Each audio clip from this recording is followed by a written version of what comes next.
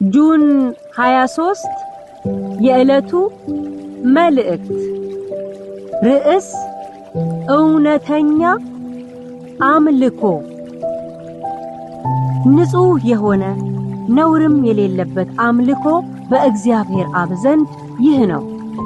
ወላጆች የሌላቸው ልጆች ባልቴቶችንም በመከራቸው መጠየቅ፣ በዓለምም ከሚገኝ እድፍ ሰውነቱን መጠበቅ ነው። የያዕቆብ መልእክት ምዕራፍ 1 ቁጥር 27። እንደ አማኞች አጠናክረን ልንገፋበት ከሚገቡ መንፈሳዊ ተግባራት መካከል አንዱ ድሆችን መርዳት ነው።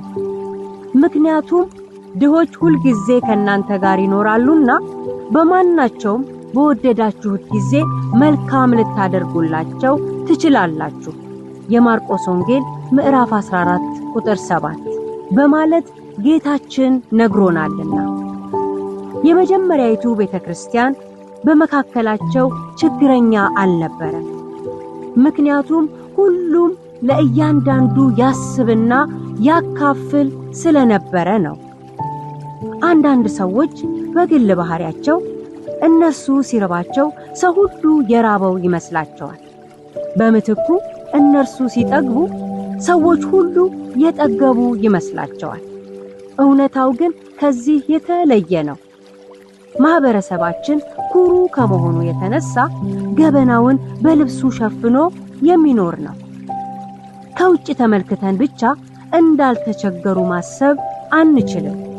ቀርቦ ማነጋገር ያስፈልጋል። ከህብረታችን ባሻገር በየሰፈራችን በብዙ ሊታገዙ የሚገቡ ቤተሰቦች አሉ።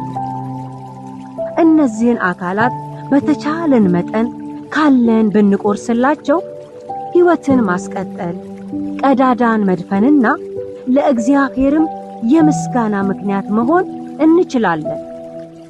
እንግዲህ ክርስትና እምነት በተግባር የሚገለጥበት መንገድ ስለሆነ ለችግረኞችና ለድሆች እጃችን ይፈታ። ወላጅ የሆኑ ልጆችንና ጧሪ ያጡ ባልቴቶችን እናስብ። የታመሙትን እንጠይቅ፣ እንጸልይላቸው። እነዚህን መልካም ተግባራት ለማህበራዊ ሚዲያዎች ፍጆታ ሳይሆን ለእግዚአብሔር ክብር እናውለው። ይሄ ነው እውነተኛ አምልኮ።